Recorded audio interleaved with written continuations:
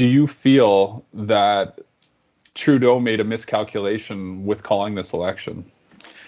An enormous miscalculation. An enormous miscalculation, because I think there's a very strong feeling. I mean, it's not a strong feeling. All of our lives have been dominated by the pandemic.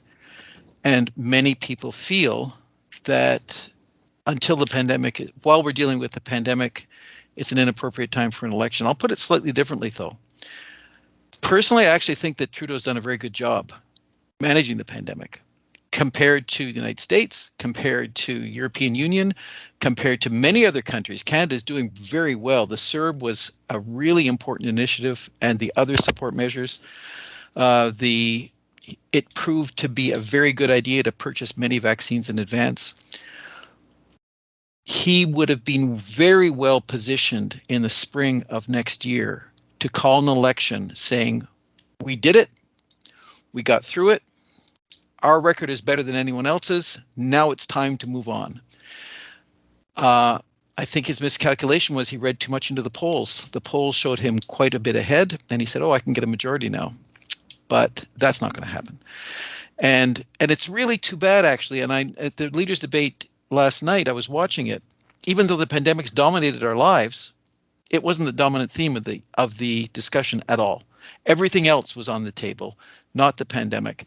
And Trudeau lost ground last night. And so I don't know exactly, of course, what will happen, but it's not the election, A, that people in Canada think that they needed, and B, it's not going to play to Trudeau's strengths. And I don't want to echo here the points that Erin O'Toole and others are made. I think that they are jumping on this personally, I think that Erin O'Toole is jumping on this for opportunist reasons. That but it's a good opportunity for him politically, actually. And so we have the election that we have, and those are my thoughts. Yes, definitely a miscalculation. He not the first prime minister to try and call it, an early election. Of course, Chrétien did it twice, but you have the circumstance of the pandemic, the circumstance of the election date law, which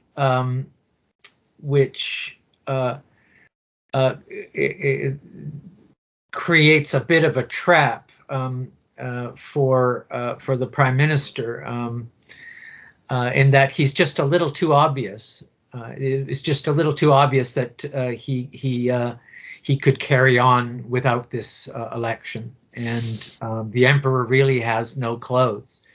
The other reason Trudeau miscalculated, it's the same reason that I initially was fooled as well, and that is that Quebec is not nearly as solid as Trudeau thought. Yeah. And I'm afraid that his father is spinning in his grave, because Justin has been had by a Quebec nationalist premier. He looked solid because he gave his support, or at least his acquiescence, in Quebec's move to recognize itself as a nation in the Constitution, and also because he appeared alongside Premier Legault, who is so popular in Quebec, alongside him with the announcement of a big childcare compensation package.